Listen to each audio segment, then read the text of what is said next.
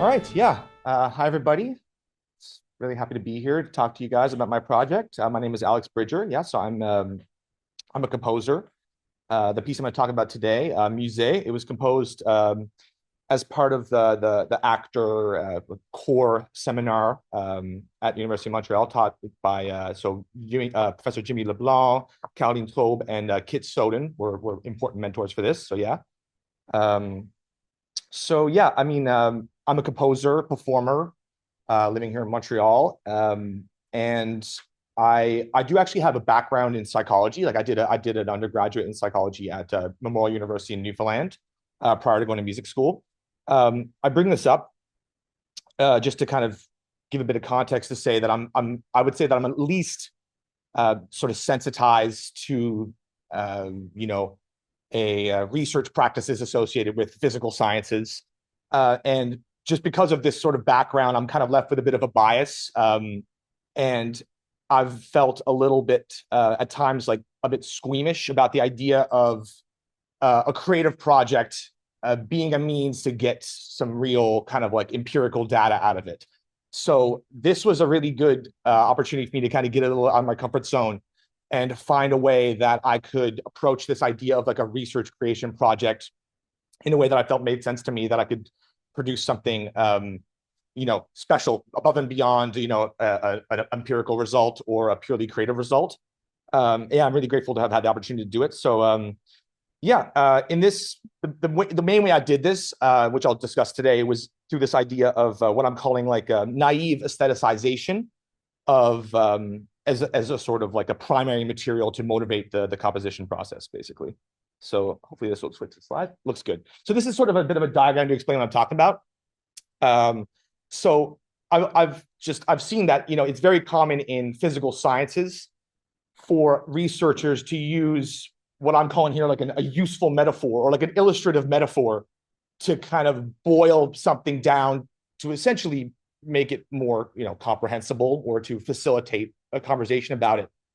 And the big question that I was asking here, presented with the prompt to, make something that could fulfill the research desires of my teammates and myself vis-a-vis some important like theoretical literature, was rather than take a complex physical scenario and boil it down to a metaphor, what if we take the metaphor and go the opposite way, basically, right? So imagining, when you have a useful metaphor, to me, it's inherently going to be a little bit reductive. You lose a bit of nuance when you summarize a complex physical construct into a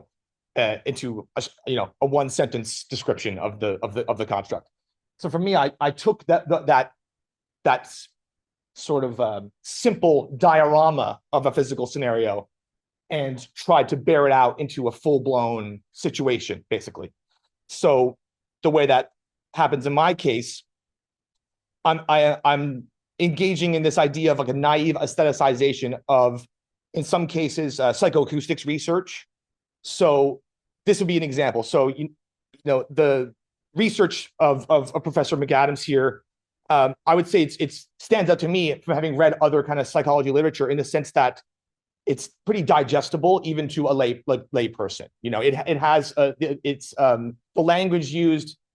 It really does enable it to be kind of taken up and absorbed as a knowledge, right? So for me, looking at some of that stuff, seeing this idea of an auditory scene of a space where timbres are relating to each other in a physical three-dimensional space, my question was, let's just do that in real life, right? Let's put the instruments in a room, see what the result is when, if two instruments of a similar timbre are far apart from each other. What is the experiential result? And my means of investigating that was largely just by making a piece of art, right? It was, I was not really too much getting into this idea of trying to measure it that much. It was more so the very naive proposition of doing that was a starting point and was the primary material to move forward. So in my case, which I'll explain a bit later, the idea of the auditory scene became a literal scene, and the idea of the useful metaphor of a timbre space becomes a orchestrational strategy for me, basically. So I treat some of that as like the way that they're physically relating to each other in the room is a discursive arc for the piece, basically, right? So, all right, so let's move on.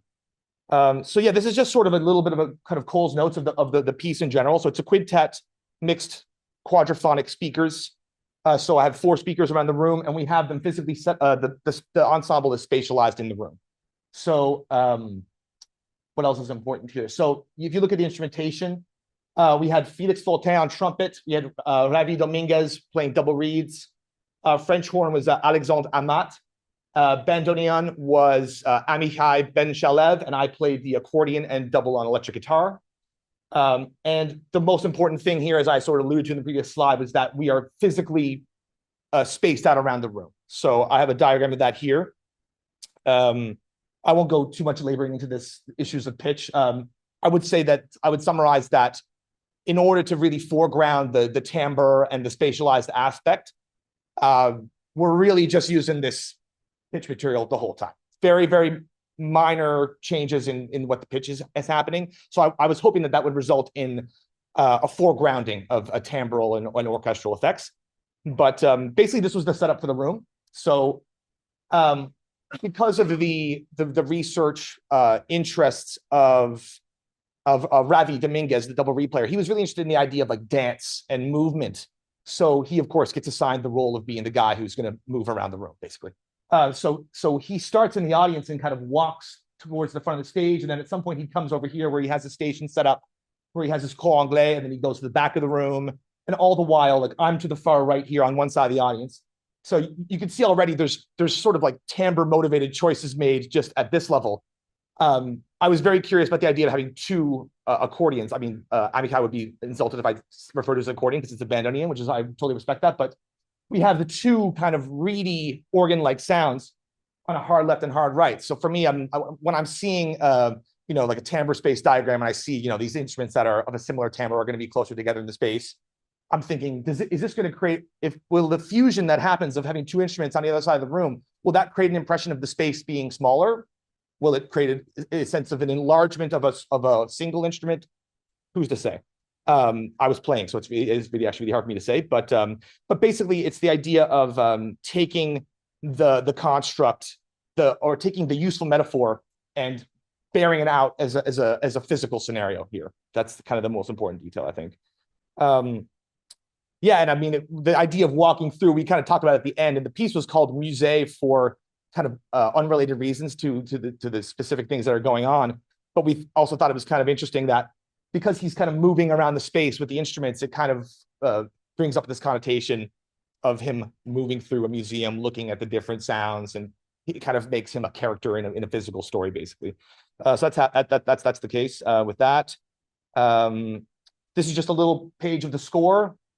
So yeah, I mean, salient features you're going to see here, obviously, that are important in the sense of the orchestration is that we're using like a proportional notation. So this was done obviously for practical reasons, wanting to have a solution that we could kind of quickly get to performing it and not have to spend weeks learning difficult rhythms, et cetera, et cetera. But I think because of the kind of the prompt to try to make a piece that was really centered on the orchestration as a parameter and the timbre as a parameter, I thought that this strategy would put us in a state of a little more kind of engaged listening, where because it's actually quite easy and non-virtuosic, and we had lots of time to rehearse it, right? Because we're doing it in the context of school. It gave us the opportunity to kind of dig into the ensemble sound, and the result for me was really, really good in that sense. The idea of it being us having nothing else to do other than listen to each other and think about the blend and think about what was happening as an ensemble kind of gesture, which that was really good. I was really happy with that.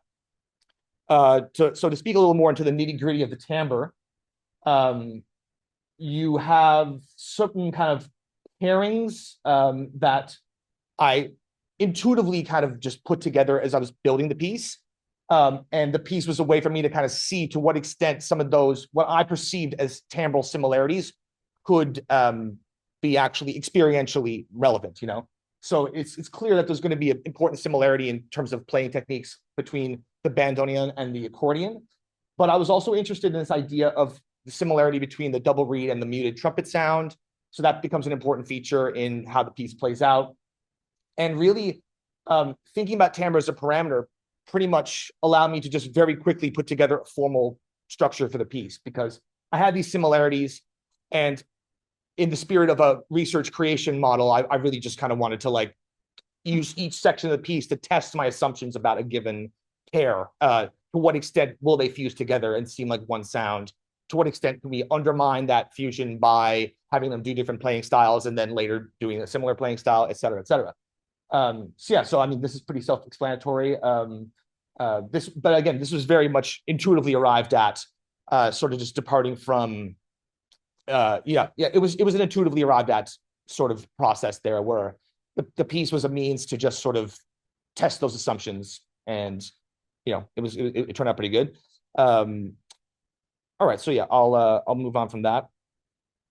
So yeah, another aside from the Professor McAdams's psychoacoustics work, another kind of important kind of theoretical underpinning that we were looking at, that was sort of I was exposed to by my mentors at school, was this idea of like the spectrum of morphology, the idea of like a sound object, and the typology of that was set up by Thorson, and this sort of taxonomizing of a different type of sound for me turned into, again, it was just I just sort of wholesale just made that the formal design for the piece. And for me, seeing this spectrum between noise and a pure sound, if you will, that is the discursive arc for the piece, basically. It starts into a more complex type of sound object, as described here, and moves through this. And I wanted to have the experience of it sort of being like a clarification of the sound.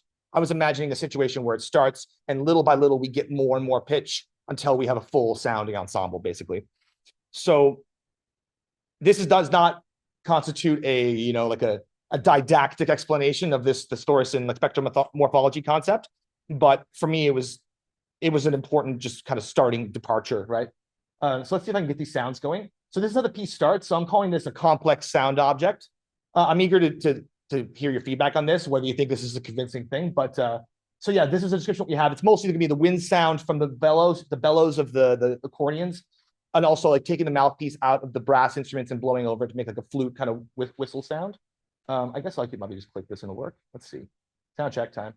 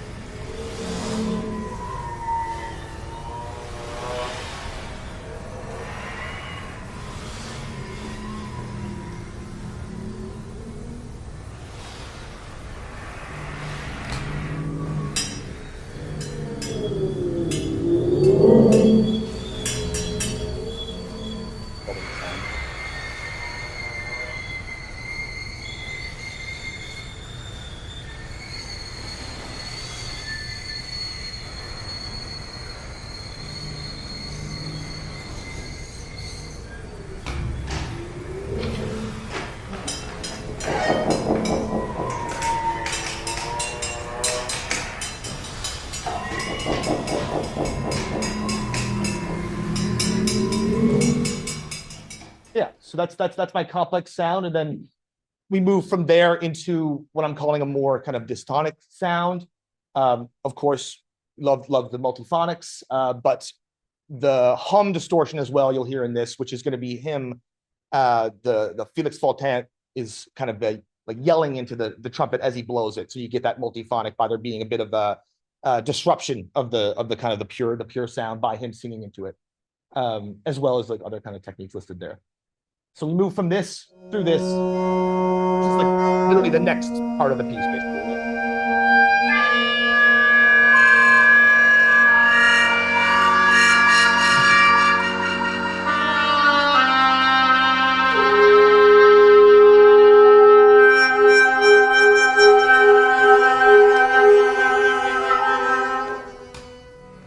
Hum distortion come up here.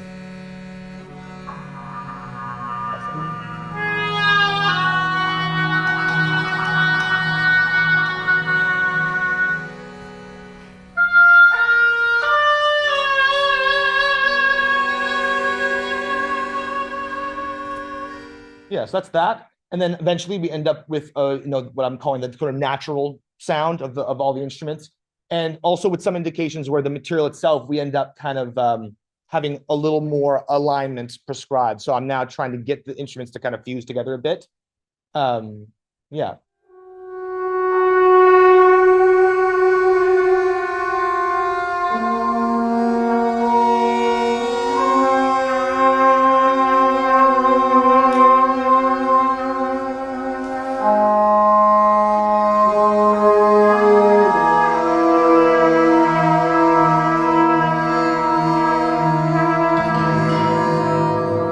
Electronics.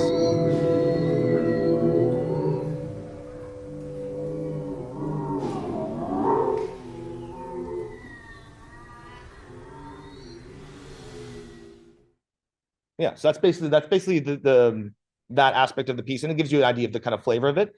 So in terms of what I would call the important outcomes for me of this, from the perspective of being like a research creation project where I had multiple kind of prompts, you could say, like theoretical framework, other the performer's research interests. In the end of the day, we have this kind of a bit of a fever dream going on of different kind of subjects just kind of mashed together. I was really prioritizing aesthetic over trying to make it, like I said, a didactic demonstration of, any of the kind of theoretical backdrops that we had here. But it would be interesting to actually look at it from not only from an experiential point, but like an actual rigorous measurement standpoint, someone in the audience seeing what it was like. And the big takeaway from here was just sort of getting into using these, what I'm calling useful metaphors from, in this case, psychoacoustic literature, but it could be anything really, just taking the idea of what is a boiled down reductive idea of a concept that is much broader and bearing it out as a diorama of a physical construct. Yeah. So, and yeah, I mean, again, this would end up being a pretty good evidence for me that like an aleatoric element can help get players to kind of really listen up and cultivate a better kind of orchestral blend or an ensemble gesture, as I would say.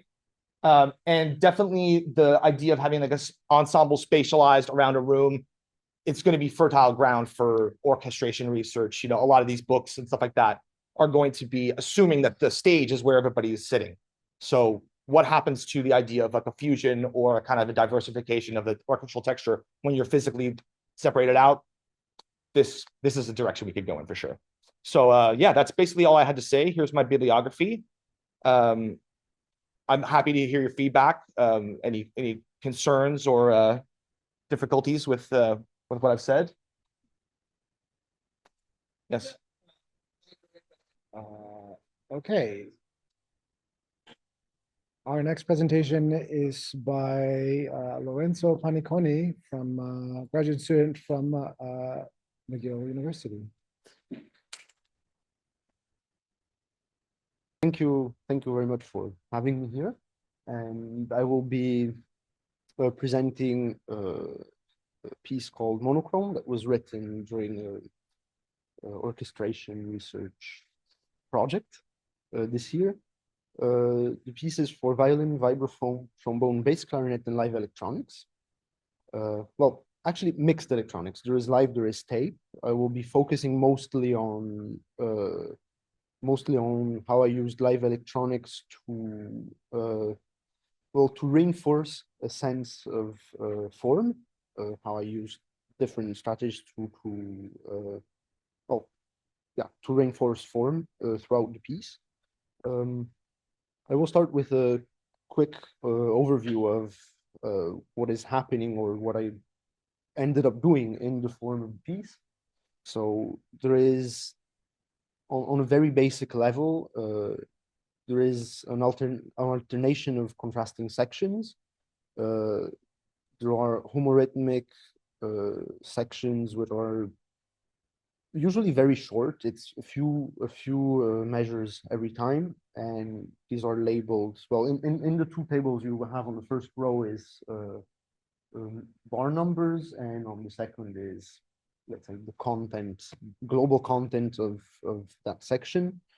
So this first element A is just, there will be examples afterwards, is very simple chord progression that is always almost always different chords, but orchestrated in similar ways, and uses certain kinds of electronics, and is mostly followed by what I ended up calling a resonant tail, which is this kind of fake resonance that is reconstructed by using processing and fixed electronics as well. At some point I started calling this compound timbre because it is some kind of timbral heterogeneity. It's usually sustained, sometimes transforming, and by the way I orchestrate it, which is always very similar in at each occurrence, I thought it created some kind of similarity within this variation. And the second element that I'm using is this kind of sustained unison, which is not a perfect unison, which I label B, and is characterized by a emergent timbre, sustained, and also sometimes or to some extent transforming. You see from the form that the elements are not always in order. There is some variation. There are things that change that do not fit strictly in this very, very simplified form. The live electronics, or the electronics in general throughout the piece, are doing two things. The live processing is using mostly ring modulators in multi-channel, such that I can have control over individual parameters for each instrument. There is, in the ring modulation, there is a frequency control for the frequency shift. There is amplitude following that can be switched on or off for individual instruments, and all kinds of controls that are per channel, let's say. There is a spectral freeze made in Max with a PFFT object that is then filtered with a bank of resonant bandpass filters, which can also be controlled individually. There is some reverberation that is used globally as a means to just create a sense of common space, not to have the instruments playing live sounding in a very dry room, for example, and then the electronics being very reverberant, which happens sometimes. I will not be covering the reverberation because it's really just a overall mixing ingredient, let's say, not essential live processing. And then there is the fixed media that is made up of instrument object samples. There are some play sequences, and everything is run through all kinds of manipulations and processings, and is just there. We will see it is present in the examples, so we will hear it, and is there to reinforce timbral effects. So I have a first example of, there should be sound here. I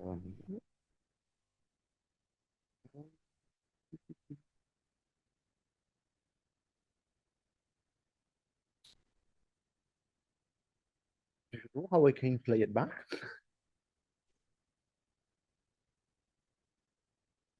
Yeah, I was expecting it to be there.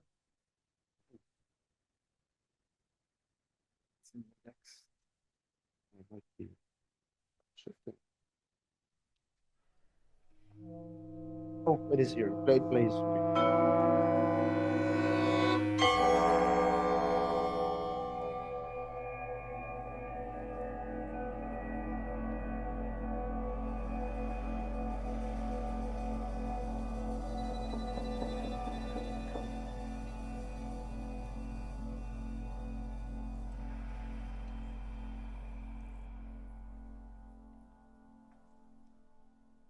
This is A, and it's fading resonance.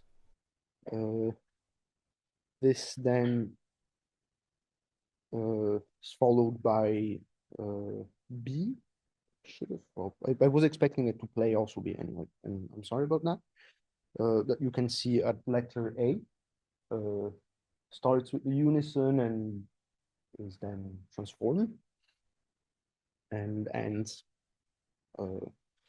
like this. Now, as I anticipated, I'm using the live electronics mostly associating one kind of music material to one global perceptual effect, and then there is running it through one kind of processing. Not always. I am combining also the freeze and the ring modulator. There is always one kind of dominant processing that is more present. So element A, that is this characterized by timbral heterogeneity and timbral emergence in resonance, is using a spectral freeze. Element B, that is this unison, is using mostly ring modulation with or without amplitude following. This is changing throughout the piece. It happens also that there is ring modulation, but less present in other sections of the piece. The fixed media is mostly supporting textural integrations or transforming timbres and is acting both as background and as foreground. In other cases, it is only a background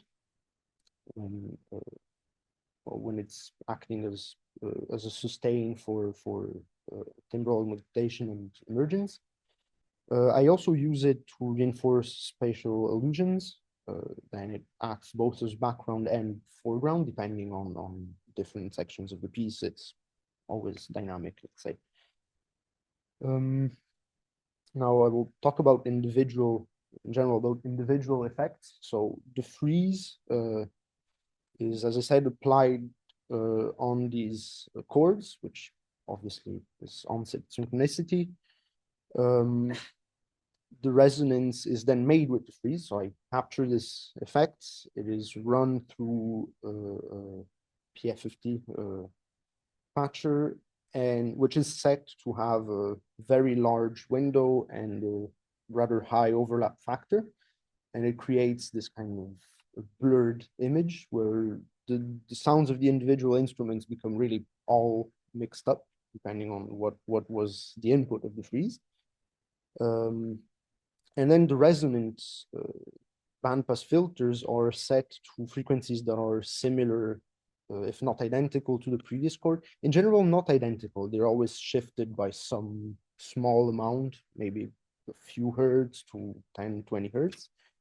And the freeze is used as a way to either emerge from the tape or have the tape, the fixed media, emerge from it and is then augmented with other effects. This is an example of the PF50 I was using, and you can see on the right there are the frequencies of the resonator filters. Here's not the example of the score. This is the first freeze in the piece. It's measure 2. It's the one we just heard in the example, and that we have here already.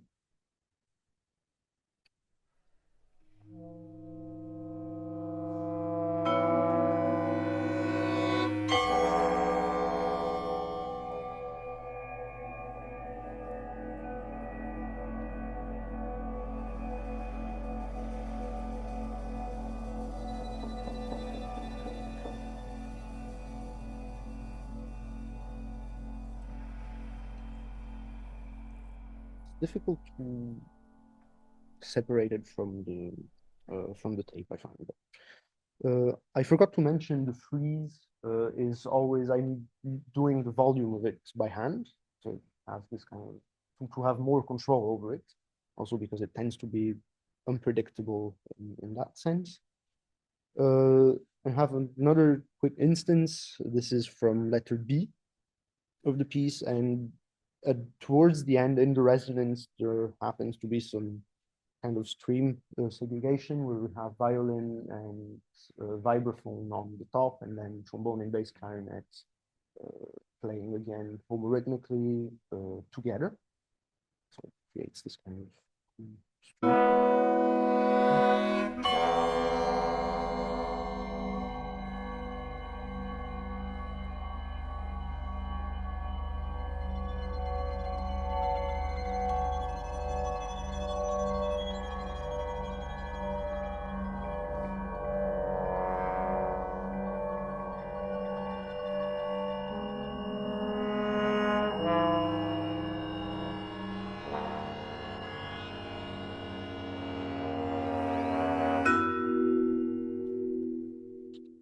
Next section.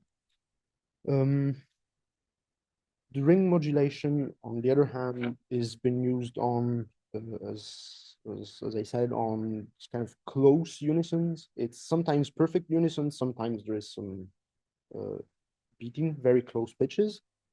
Always sustained, and I play, during all these sections, I play with the instruments fading in and out, one at a time, two at a time, to create this kind of continuous variation.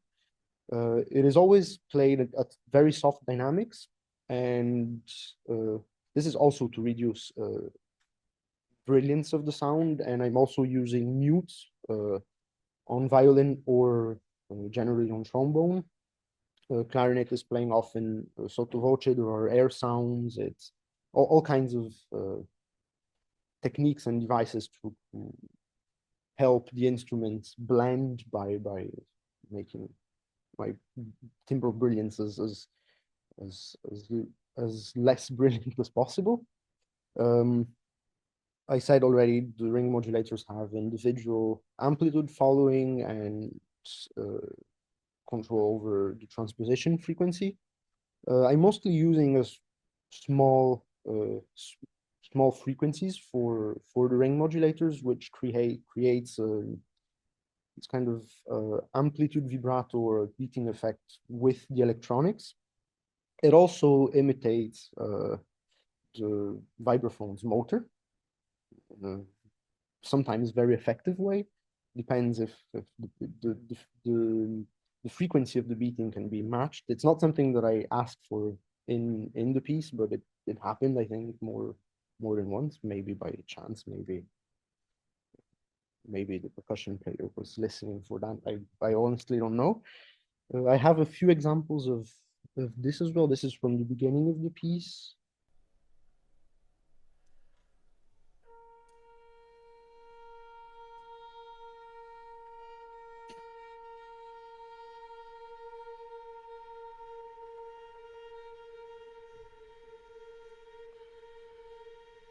It's very soft.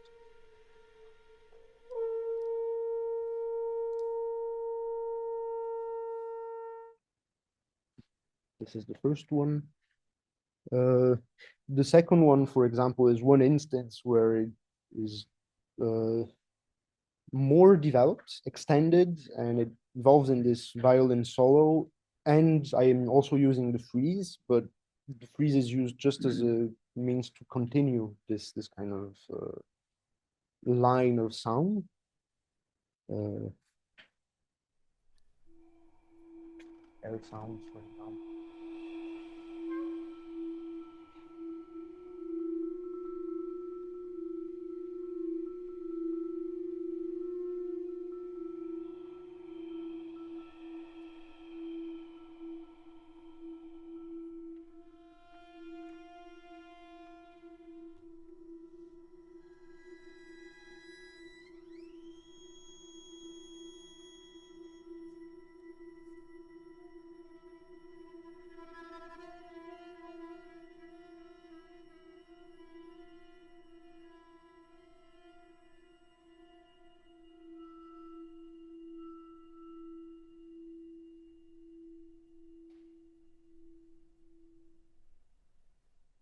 Freezes processing the ring modulator. So we keep hearing the beating of the vibraphone and of the ring modulator throughout the whole processing.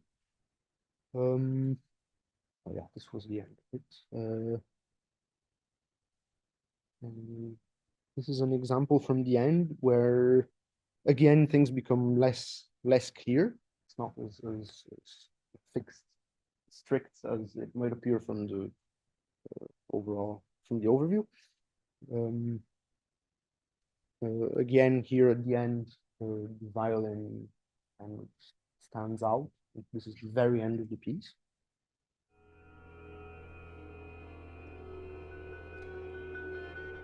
There's tape from each section as well.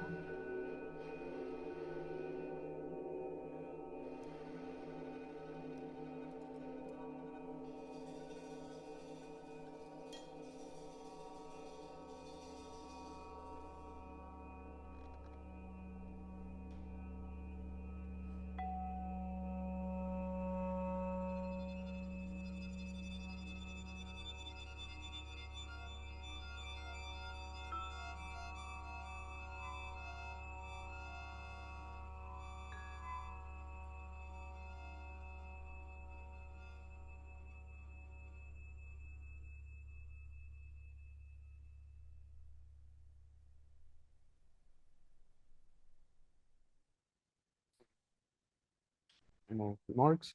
So what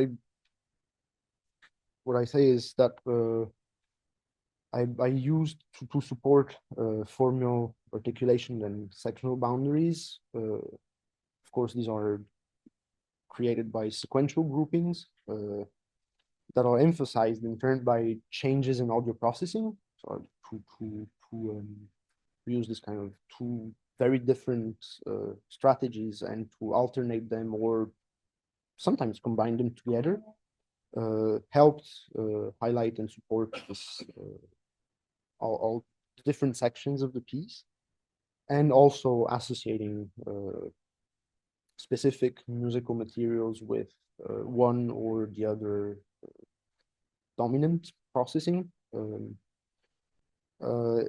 I then looked for some degree of flexibility by varying the amount of each individual process happening at a given time by overlapping these musical materials and elements, and also in other parts of the piece separating the instruments into different auditory streams,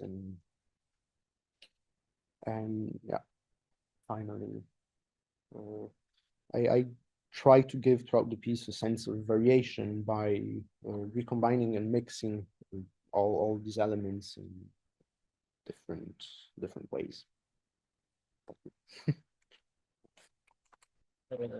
Hello everyone, my name is Yuan Wang, and first year doctoral in University de Montréal with Université Timbre. Bonjour tout le monde, je m'appelle Yuan Wang, première année doctorat à l'Université de Montréal avec Timbre. And it's a great honor to practice this symposium, and I will present my pieces 过七里滩, a mixed piece for shakuchi and live electronics. And this piece was inspired. And this piece was inspired by a Chinese poem named 过七里滩, which described solid signs for a poet walking alone on the beach at night. The atmosphere is one of loneliness and distance. In this project, I described the imagery of the poem with musical language. And this presentation will divide it in three main sections. In the first part, I will introduce the theoretical fundamental of the pieces. And the second part focuses on the special method I use for the deconstruction and the reconstruction for timbre. And finally is a conclusion. My music for this project, inspiration come from the technique spectral music like Gérard Crisé. So analyze the sound, analyze the audio and the resonance with orchestra. And the second, the more concept from perception-based theory also influenced my composition. such as concurrent grouping and foreground and background, and the blending and temporal augmentation. And in this basis, I applied the process of deconstruction and the reconstruction to both the instrument part and the electronics part. For the instrument part, I analyzed the spectrum of my voice recite the poem using spear and had the shakuhachi perform its spectral form. The electronic part is divided into live processing and the fixed. For the live processing, I used NMF, which is a non-matrix negative, non-negative matrix factorization to decompose the sound into multiple components. The parameters of this module were controlled in real time using the performance EMG signal, which is electromyography. And the fixed part was created by processing recording of the shakuhachi and the voice through the Rave plugin. And for the instrument part, I analyzed the song, analyzed song with my voice, recite the poem, and use the with the spear, let's say spear. Here it. 我笑挂空明。 Now I import this audio into the Max MSP with a back library, and here we divided it in four parts with spectral, and the first one is a fundamental, and the third is a mid and a little high frequency, which is adapted for shakuhachi's play.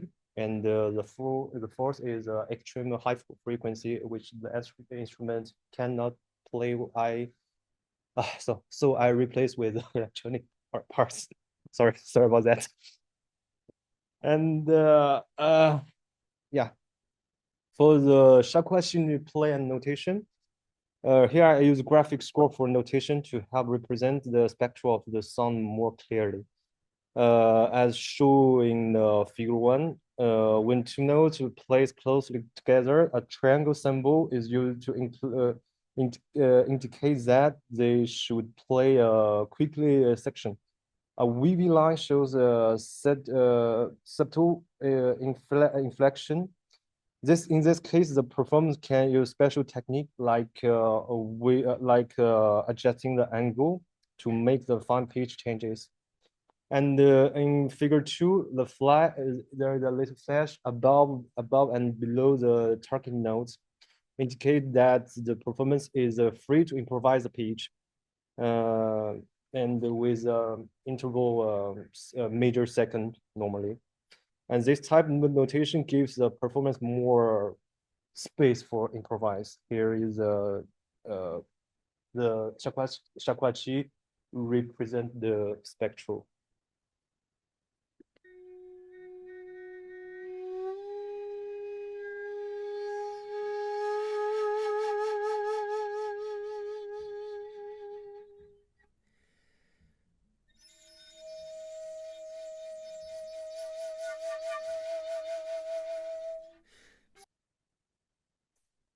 And for the electronic parts, for live processing, I use a tool NMF, non-negative matrix factorization. Okay, which it's difficult for me.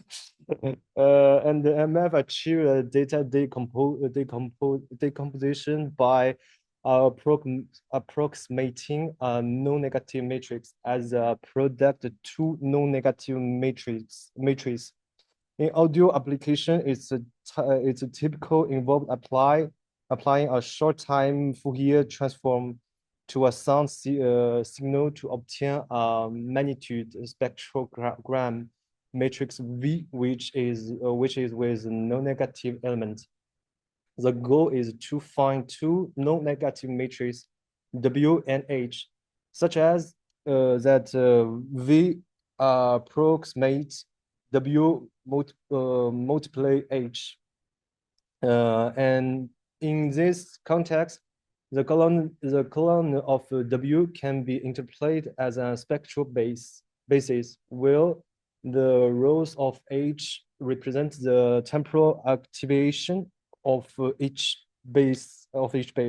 By using iterative algorithmics to minimize the reconstruction error, several pairs of W and H can be obtained as an approximate solution.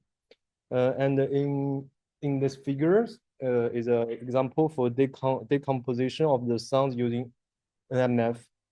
The input sound consists of a sequence of three piano notes at a different pitch. The output of the factorization include a set of spectral base, so showing the W left, and the activation shows in top the spectrogram. And for my pieces in live processing, I use fluid chromatography to decompose the sound as shown in the figures. The voice processing through the fluid buff MF, which separate into 4 components. And here is the song original. 短篷层楼无铁笛负我遥梦可惜城。 And it's separated for 4 components. And the first component is to keep the low and the mid frequency, and for the sound legato.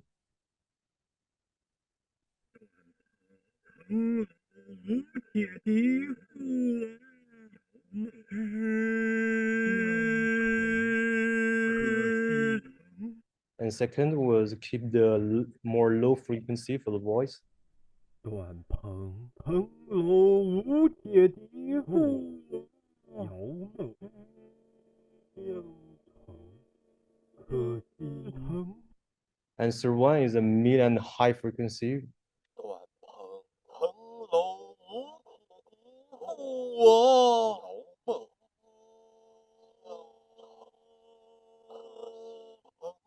And fourth one is extreme high frequency and some noise of breeze.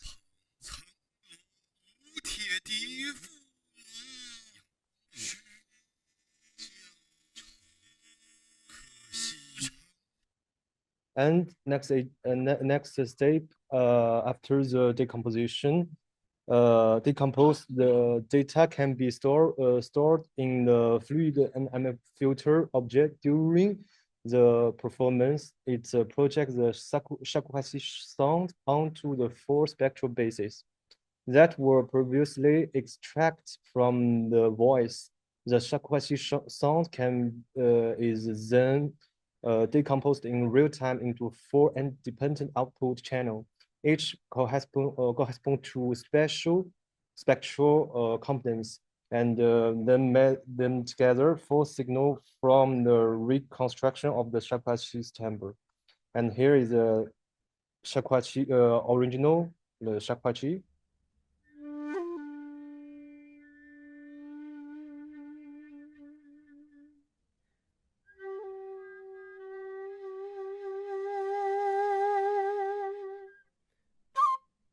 And for the S1, the first component is keep the low frequency content of the Shakuhachi's legato and some high frequency like this.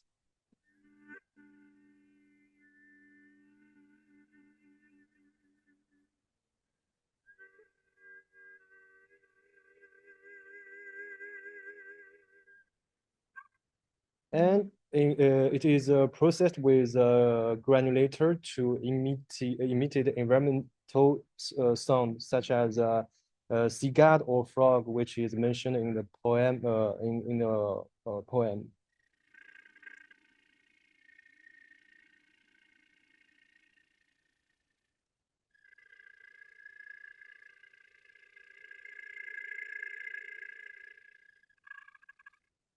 And the second is keep the mid-frequency range of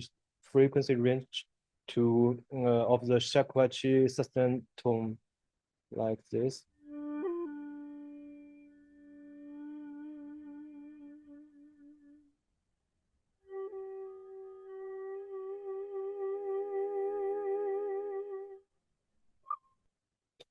And the third one is keep the mid-frequency range for the shakuhachi sustained note and some short articulation sounds.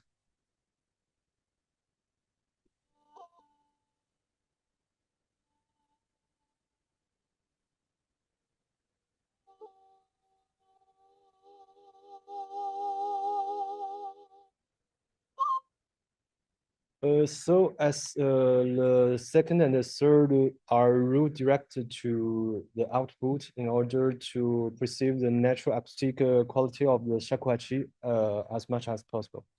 And the fourth component is to capture the extra high frequency and the detail for breath note from the shakuhachi. Here.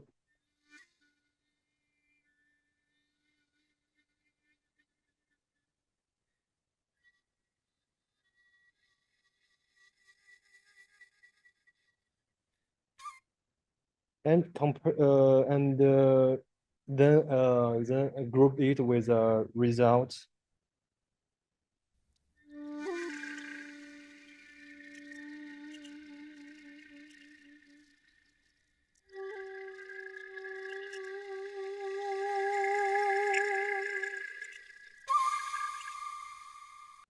And comparing to routine entry sound directly through the signal processing module, is this layered approach enable the creation of new timbre while keeping the different character of the original sounds. And after the deconstruction and the reconstruction, I also use gesture control the sentence. The idea was to use the performance AMG signal to control the things like reverb time and dry white in the species. I work with heavy board showing the left, a sensor which developed in 2023 by Alain Bonarty and David Ferraud. It can pick up multiple channel muscle signal in real time. And I built a Max MSP patch for map this AMG signal to sound parameter which I want to control. In this way, the performance body movement and the muscle tension directly influence how the electronic sounds behaved, adding expressive physical layer to the performance. And here is a little example for there are two arms for control the dry wet and the delay time.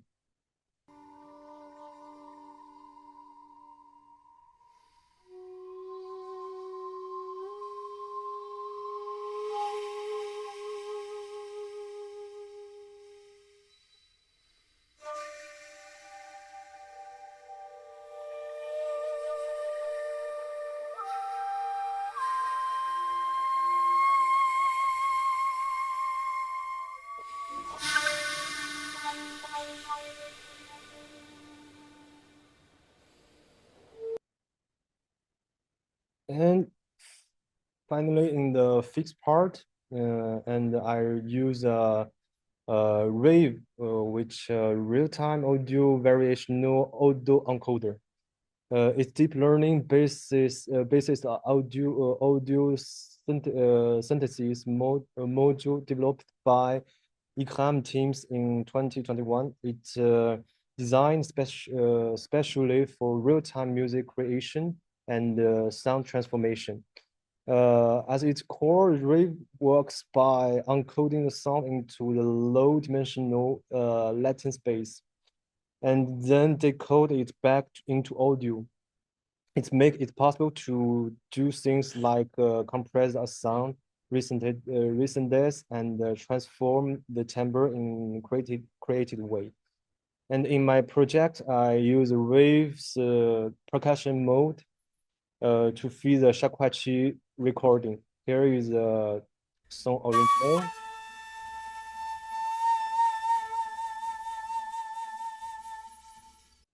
And the plugin was able to generate a percussive texture from the shakuhachi input. And here's a wave song.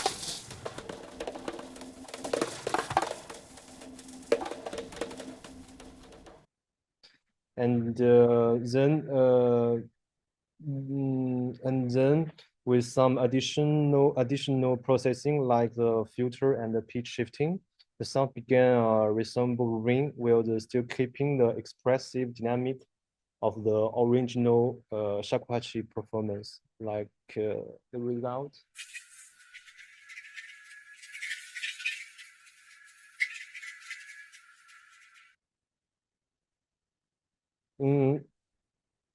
And finally, conclusion.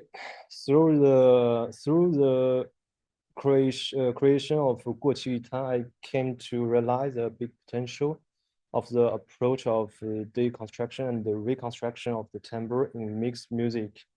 And it's offered the deeper access into the inner structure of sound. And second, the algorithmics such as NMF now offer new tool of the composition of music, the spectral music. They make it possible to experiment with combined spectral elements for different sound source. For example, we blend the spectral filter to the human voice and with those instruments. And third one is through the EMG system, the performance, the muscle movement can directly influence the evaluation of timbre, achieving a fusion between the body and sounds. And this approach introduces a unique sense of liveness to the performance. As a performance, physical gesture become integrate part of the timbre construction.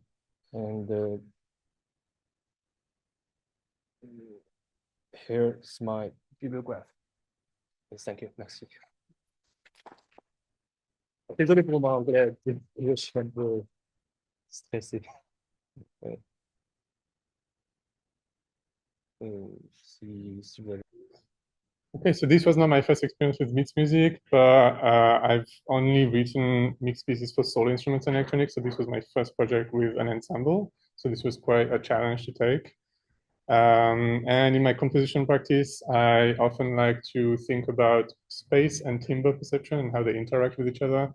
So when I mention space, I know this word can have a lot of different meanings, especially in music. So there's three different definitions by space. The first one is the acoustic space in which the instruments were played or recorded. So what kind of, was it a small, big room, that kind of meaning. The second meaning of space is movements of sound. So if the sound is moving from left to right, in this case, this was a piece for stereo, so there can only be left-right movements, but also close and far perceptions. You know, if we use some sort of reverb processes, the sound can sound further away.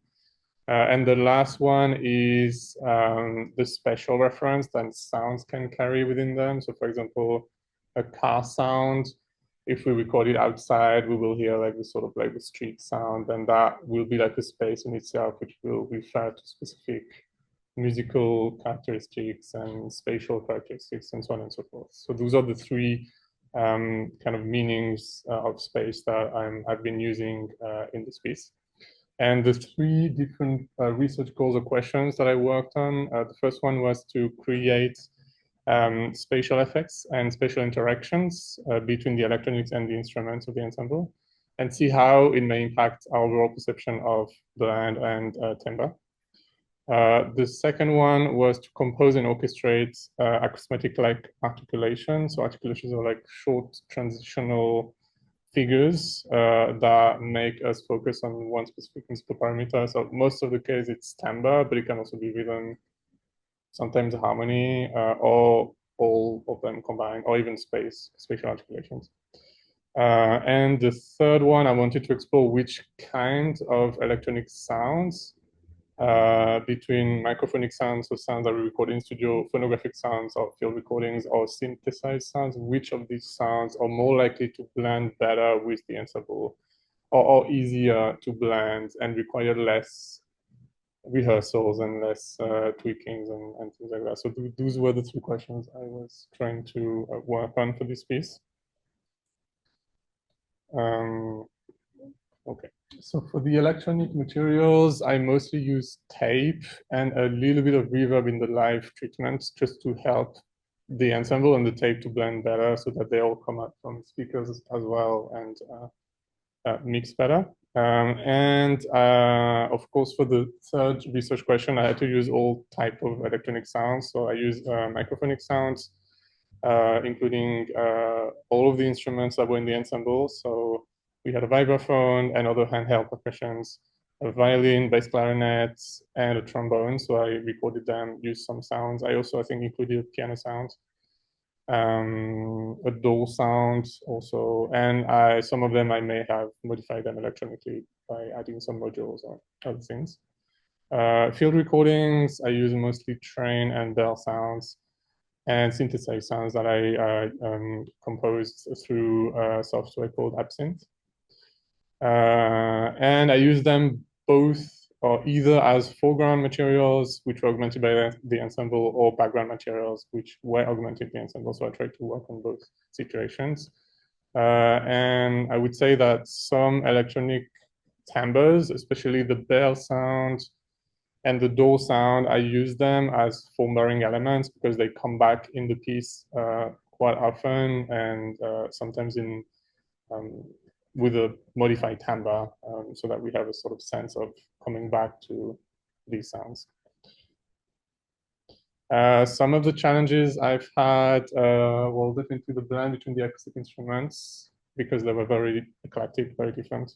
Blend between the ensemble and the electronics also, we had to fix that during the rehearsals.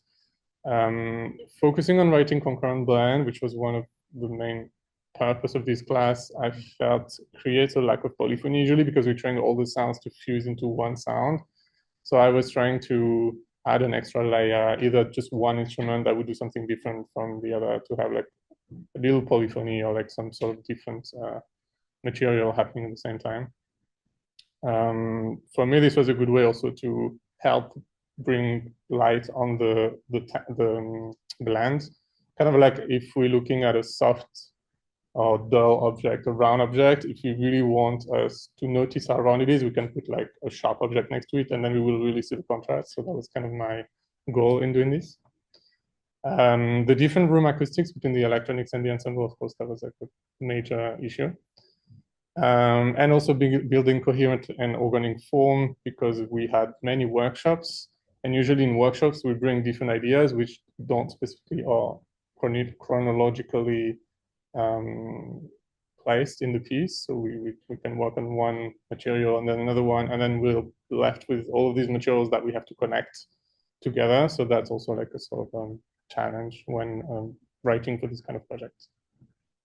Now I will focus on all of the different effects that I try to work on with this piece.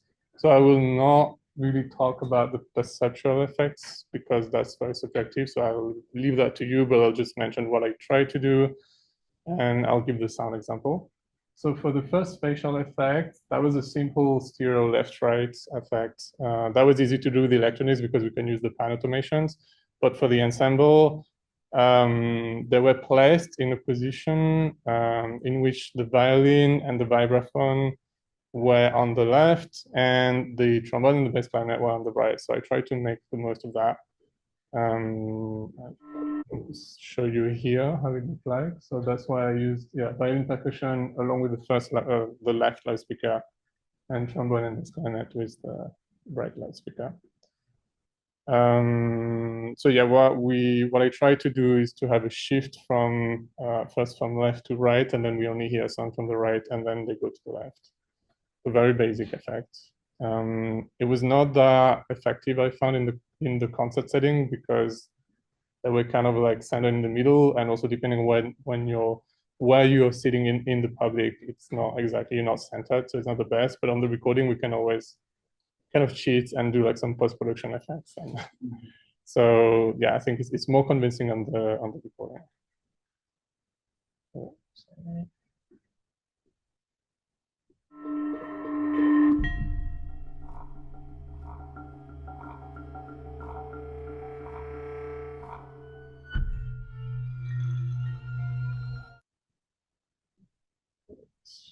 The second effect was depth of field or close far effect, or we can also mention it as foreground, background. These I try to, so there's two ways I try to work on this. The first was with a big change. So on measure 27, we can see this big change in dynamics. So I try to have either the elements that were close to us move straight to the background immediately. And also the violin and the vibraphone, which have this very grainy kind of textural material. I try to have them go from also foreground, background, but in a more smooth transitional way.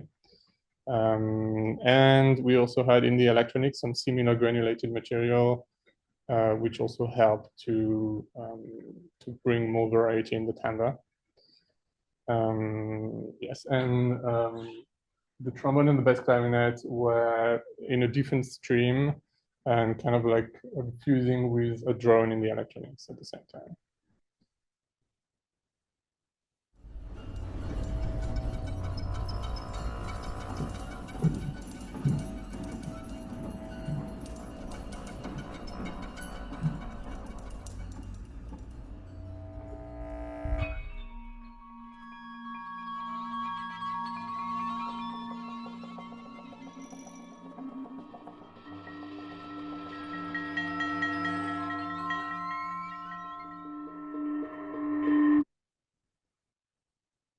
The third effect, I call it spatial integrated texture. So it's or granulation effect. It all comes from a integrated texture, both in the electronics and in the ensemble.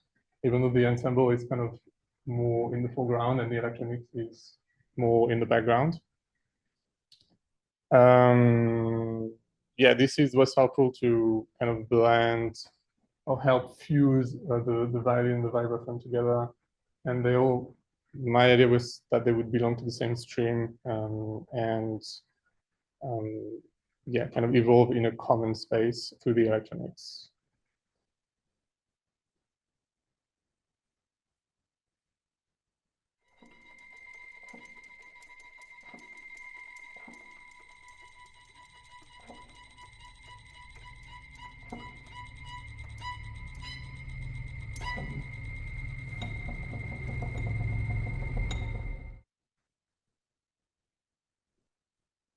Right. The fourth spatial effect is really similar to the one we just heard, except it doesn't really use a textual integration. This one is more based on stream segregation.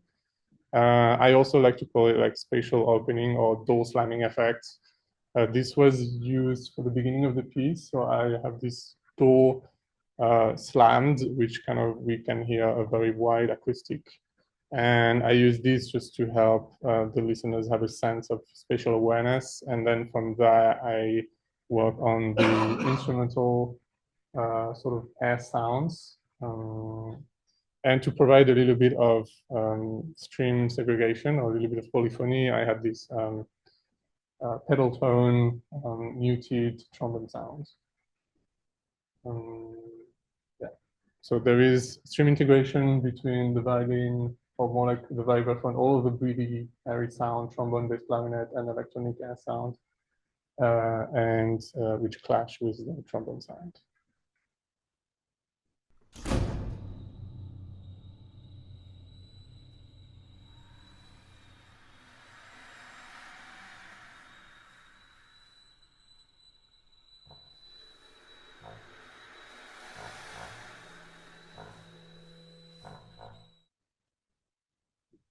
Perfect. Another space opening moment, also using the door, but instead of closing it, this one is opening.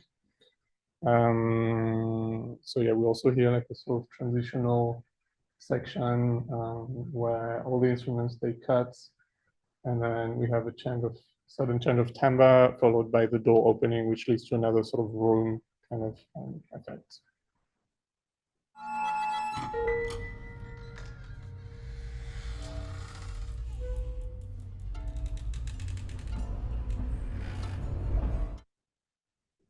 All right, and another one, this one is a different timbre, which is the church bell. So this is also the door is slamming again this time, and leads to really loud bells ringing outside. So it's another similar effect that comes later in the piece.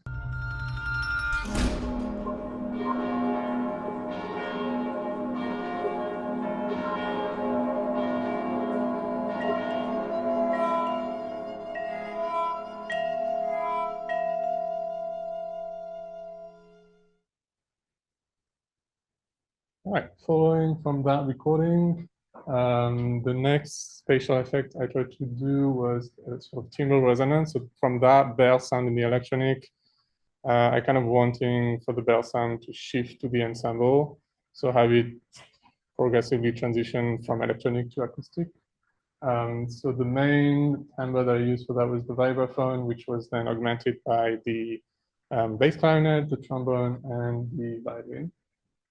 So yeah, the idea was to create a sort of perceptual shift from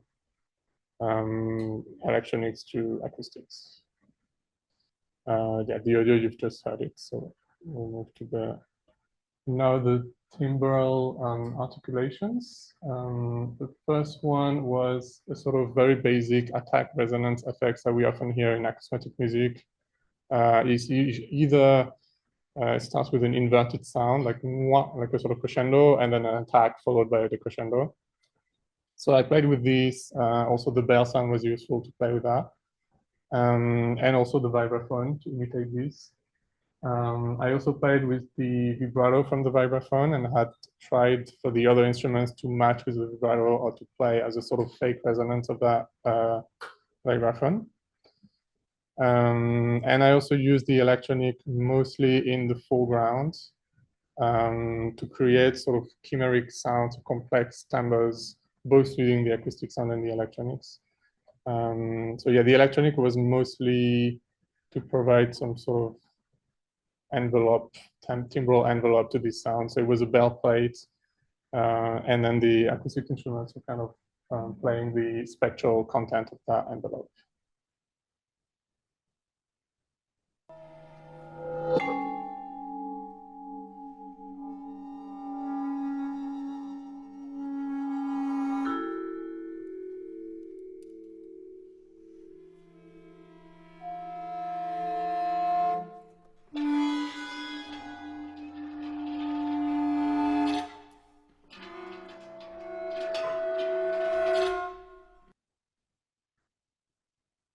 All right. Similarly, I tried to achieve a sort of concurrent blend.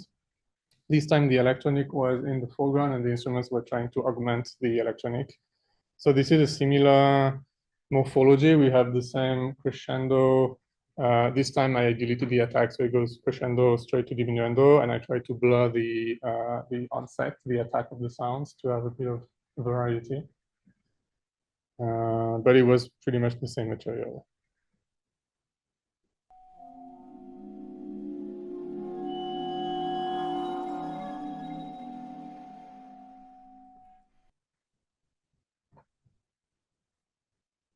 Right, and the last variation of this same material are these little repeated cells. So also I kept the same morphology of the crescendo diminuendo, but this time I added some sort of small attacks in the sounds. And the trombone here was sort of playing a sort of background sound just to create some string segregation against these cells.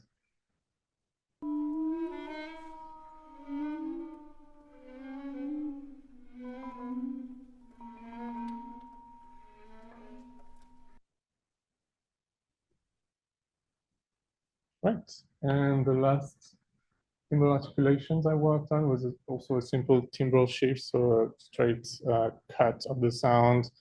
So in this example, it's we're moving from a more pitch material to a very noisy one, very suddenly. And the electronics also helped with adding more spectral density, textual sounds to the ensemble, and noise also.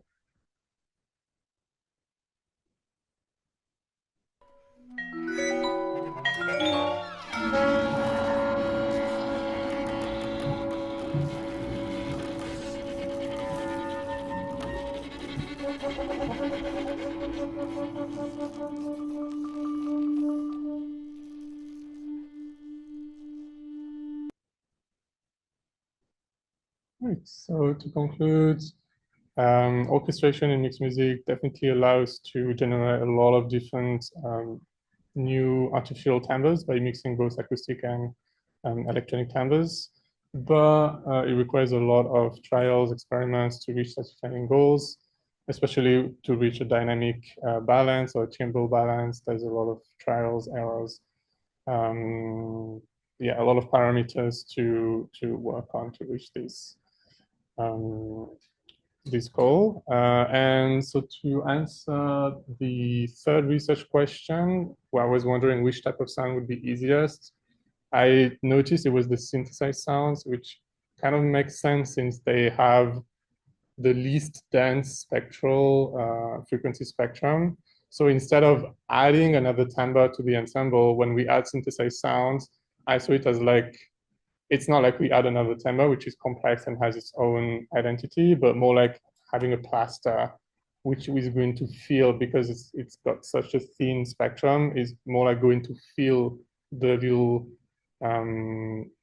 different spectrums of the ensembles, of the instruments of the ensemble, rather than add another instrument. So I found this was much easier to, it didn't require as much work as working with either the microphonies or the phonoglyphs. And I was also a little surprised because I was expecting, if I use a vibraphone sound, because there's already a vibraphone sound in the ensemble, this might be easier, but it was actually not, especially if I added electronic treatment to that vibraphone, then the timbre was completely changed and it was just acting as another sort of instrument or a new timbre to that mix. Whereas as the synthesized sounds, they get masked a little bit, we can still hear them. They still add a little bit more to the timbre, but we can't really recognize them as a new timbre. So that's why I thought it was much easier to blend it with the ensemble. And of course, we need more research on this, especially in terms of perception of the interactions between the electronic and the ensemble. And yes, we'd like to thank ACTOR and all these people, and even all the people who are not mentioned here and who helped with this project. So, thank you, everyone.